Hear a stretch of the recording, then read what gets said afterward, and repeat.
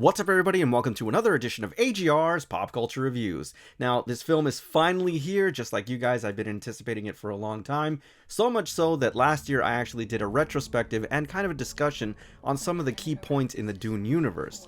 Now, I have to say, this is going to be less of a review and more of a kind of discussion. So if you're worried about spoilers, watch the movie first. Even though I do have to say, you really can't spoil a film like Dune. Dune is Dune. You're either a fan or you're not.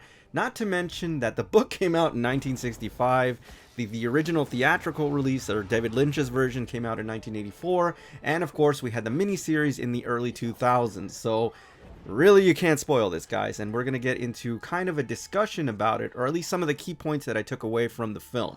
Now, I saw this movie about 2 days ago. I just couldn't release the review until now, and I invested about 5 hours in the movie because I saw it both in English and in Spanish, so I think I've got everything pretty much covered. So let's get into it, guys. This is my official review of Dune 2021. So as I mentioned before, you really can't spoil a film like Dune. You either know or are familiar with this material or you're not. In that respect, it's very Shakespearean. You either know Hamlet or Macbeth or any other work by William Shakespeare, or you don't know it. Similarly, in Villeneuve's version of Dune, he doesn't really do anything to remedy that situation. There's not a lot of exposition and backstory to explain this universe and how it works like in the David Lynch film, which is not necessarily a bad thing. Once again, it doesn't do much to pull in new audiences. Again, you really had to have read the novels so you're not completely lost in this universe. Now, I'm not saying that Villeneuve doesn't explain some aspects of what's going on in this universe and why it's happening, but what you don't have is Verena Madsen monologuing for about 30 minutes as in the David Lynch movie. Another thing I have to mention is that if you're expecting everything in the novel to be in the film, then you're going to be severely disappointed, and if that's what you're looking for, then just read the novel. Now, as usual, you should review and critique things based on what it's trying to accomplish and not what you expect it to accomplish. In that respect, the way that I see it is that every Dune version is a different iteration or a different take on what is now a classic idea and theme in science fiction. Villeneuve's version is just that, another version.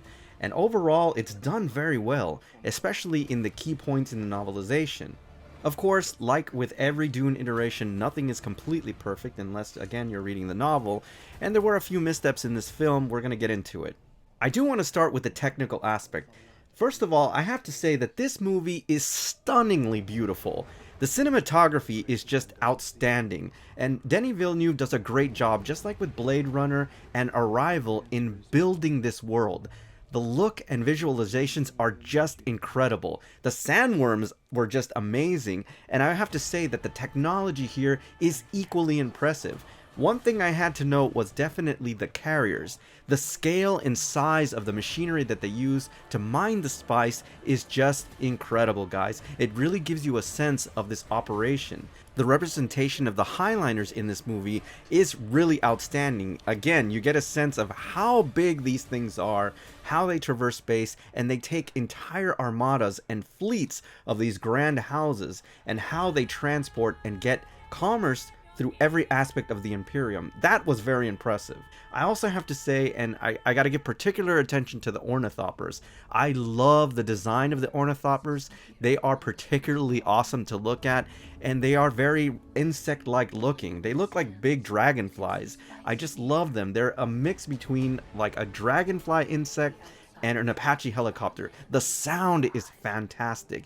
I also love just the color and tone in this film. It looks absolutely stunning, especially in the desert scenery. You really see from coming from Caladan how there's this nice blue tint to everything, signifying moisture, and then when you get to Arrakis, this kind of red tone to it, or muted red tone, and it gives you this sense of dryness, no moisture, and you're just parched. I felt like I had to drink a soda every time I watched those scenes.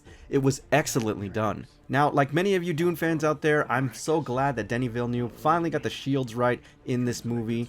You know, they don't really explain why they use shields and why they use blades, and at the same time, visually, they do explain it in terms of the projectiles in this film. You really see that the shields kind of turn blue when they're being blocked, but when they actually penetrate, as they say, the slow blade penetrates the shield, it actually turns red. I thought that was so well done, guys, especially the way that Paul taps his hand to signify that the shield is actually blocking. That was really cool. It's subtle, but really well done. Additionally, the choreography for the CQC, or the Close Quarters Combat, for you non-Metal Gear fans out there, is superbly done. It's fast, it's frenetic, it's exciting, and you love to see the fight scenes here. You can tell in the visuals from the CQC that the actors really took it seriously and trained very hard to make sure that they looked as realistic as possible. Now the costumes. The costume design here is superb, with a few exceptions. The majority of them are elegantly done. They're not over the top and look like a cheap Renaissance fair as in the miniseries. I know I'm probably going to get shit for that because it is the closest representation to the novels.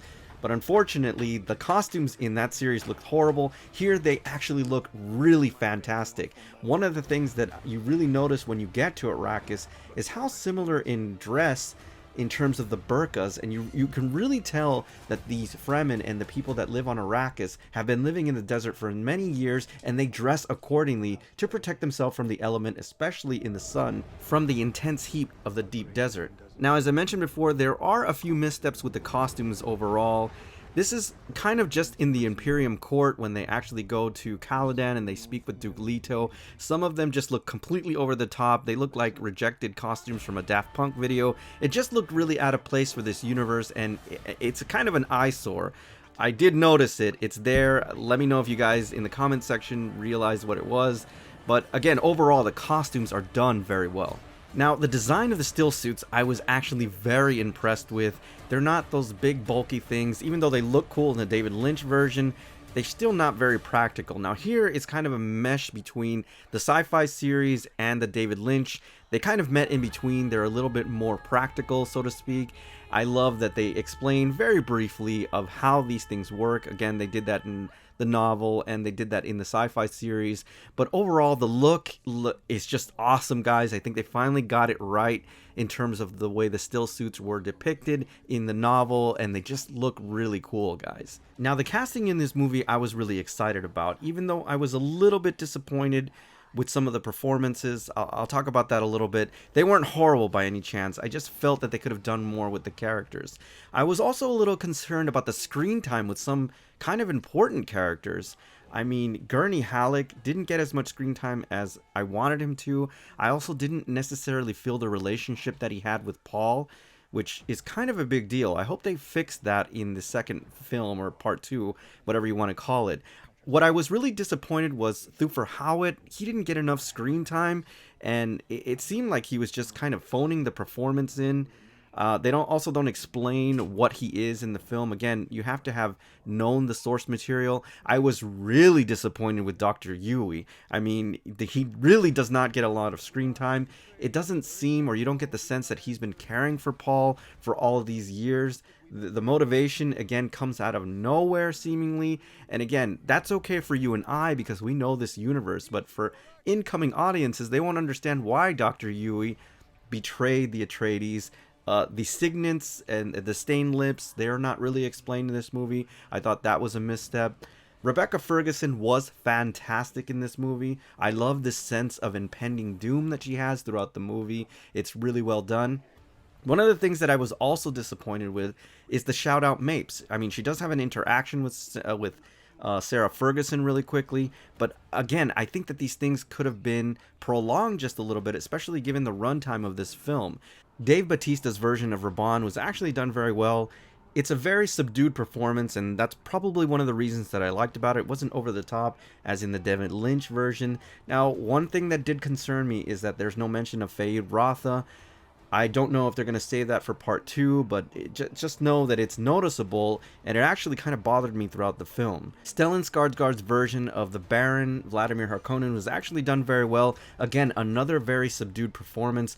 The guy is clearly menacing. One of the things that I liked about it is that he is so big in this character. I mean, physically big, that it's almost like the fact that he's being bothered by the Atreides, he's being inconvenienced, he's making plans. I just love the nuances in his performance in terms of the body gestures. It's done very well. Clearly, he is a very imposing character in the film, and he just looked like a pillar. I love the design and look, and the overall performance that he did was done very well. Now, I think Oscar Isaac visually is a Duke. I mean, he has all the mannerisms, he has all the elegance of a Duke. He did a really great job in portraying this character. He's not in the movie that long, and maybe that was probably the issue that I had with it. I also didn't believe the love affair or the interaction that he had with Sarah Ferguson. The chemistry wasn't there like it is in the novels and what has been visually represented in the other films. You have to remember, these two love each other insanely, and I just didn't, or that didn't come across in this film, which again was a bit of a misstep. Yes, you have a few interactions with them, but not to the point where you actually believe that these two people are just so in love with each other. I did, however, really love Timothée Chalamet's performance. Visually speaking, if you read the novel, you'll understand that Paul is only 15 years old, and even at that, he's very small for his age. And I really like the way that he portrayed this adolescent, and he does have a story arc in the middle of the film where they kind of stop. And again, this is not really a spoiler, you guys had to know this was coming. But he does a really great job at portraying a 15-year-old boy who has the enormity of this kind of thing that is happening to him. Not to mention, and Denis Villeneuve really does something really important for the rest of the novelization in terms of what Paul becomes and how he is actually a menace to the universe. Again, not a spoiler if you read the novels and if you understand this universe. There is a scene that is absolutely fantastic where he realizes that he's responsible for the death of billions of people in his name. And I thought that was brilliantly done. I'm glad that Villeneuve put this in the novel. I'm sure they're going to expand upon it, and it actually gives me hope that they're going to expand this universe into other films. So that was really well done. I really like that they put this in this film. It's a small thing, and I'm going to talk about little Easter eggs later on, but this is very important for the overall story arc of Paul, and I'm glad that it was done this way, and I'm glad that Timothée Chalamet actually recognized it and played it very well in the film. Now, one of the things that did work was the chemistry between Paul and Duncan Idaho, who, if you've read the novels, you'll understand how important Duncan Idaho is to the entire saga of Dune. Timothée Chalamet and Jason Momoa had a lot of chemistry. I actually believe that they had known each other for a very long time. They had grown up together, that, you know, Duncan Idaho had seen Paul become into a man. It was just visually represented in the movie. I like that aspect of it. And they also grounded Duncan a little bit later, especially given what happens to him later on in the novels.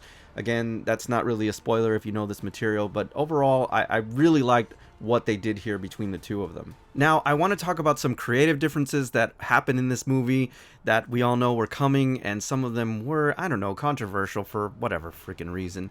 But there are some creative differences narratively. Obviously, there's a bunch of dialogue in this movie that isn't in the novel, but that, you know, happens in every adaptation. It's not a very big deal. One of the things that do stand out, I should say, is definitely the scene with the gum jabbar. Now, that was handled completely different. If you look at the David Lynch film and this film, they're very similar, right? Technically, they're very similar. But you do notice a very subtle thing that happens, and I want you guys, if you want to comment in the comment section, you can see what happens. That is very different from the novel and definitely from the miniseries and the David Lynch film. This one does it a little bit differently, and you kind of see Paul pushing back against that gum jabbar a little bit, which I thought was pretty awesome. It is completely different from the novel, but I have to say it actually worked here. I was pretty impressed. Then, of course, there's the obvious change that has been completely revamped in any version of Dune, which is the character of Liet Kynes, the Imperial ecologist. Obviously know that they changed the sex and gender of this character, and also the way the fate of this character was completely changed. And I'm a little split on it. I don't know if I like this one better or less, but I thought it was interesting and pretty bold at the same time. At least in the film, it's actually done in a really cool way. It's not necessarily a bad thing, guys, and whatever. We should just get over the change. The character is what's most important, and what he represents is what Frank Herbert was really trying to get across. Overall, you know, I'm not really bothered by it.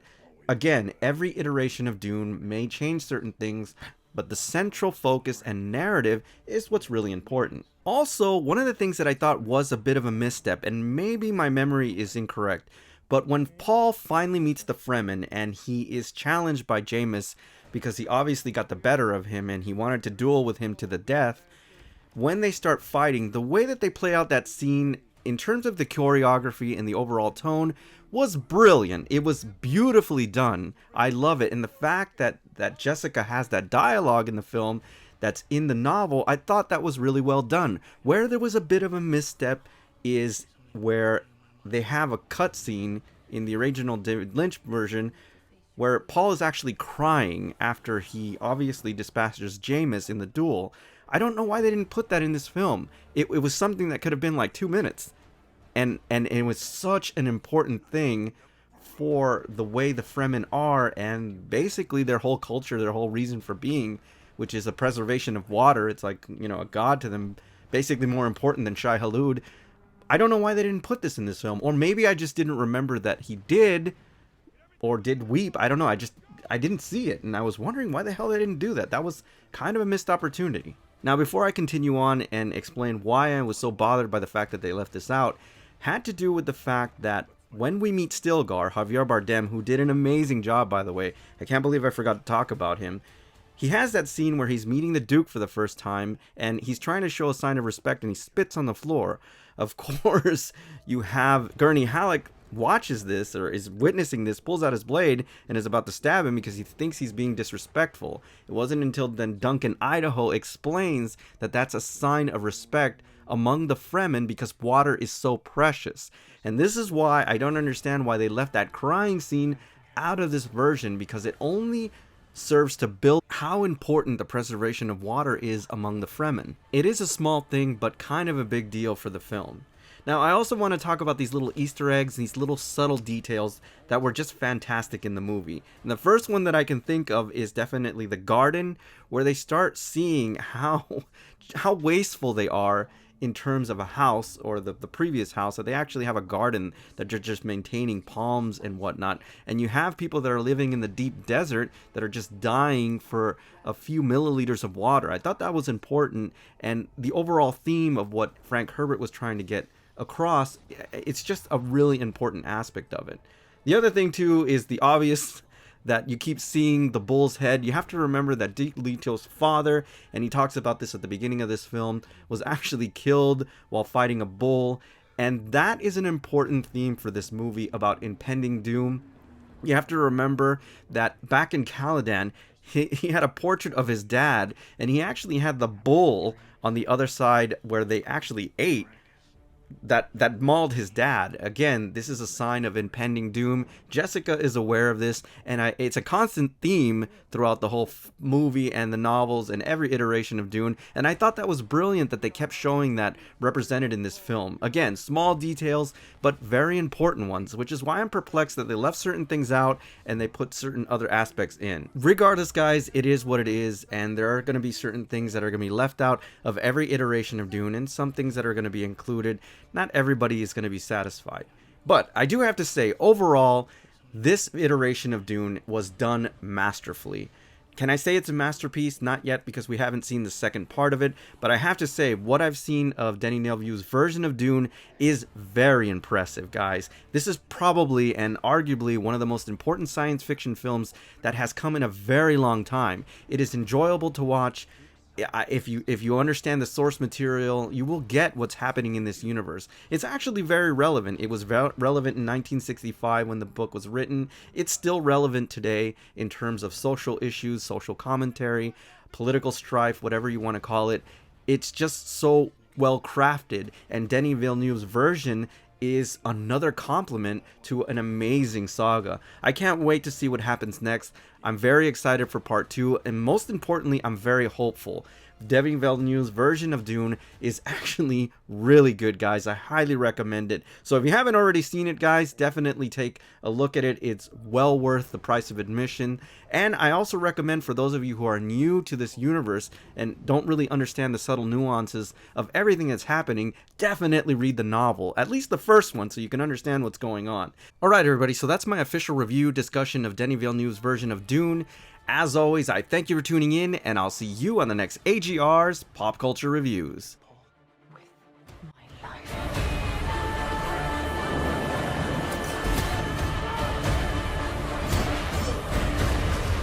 Only together can we stand a chance.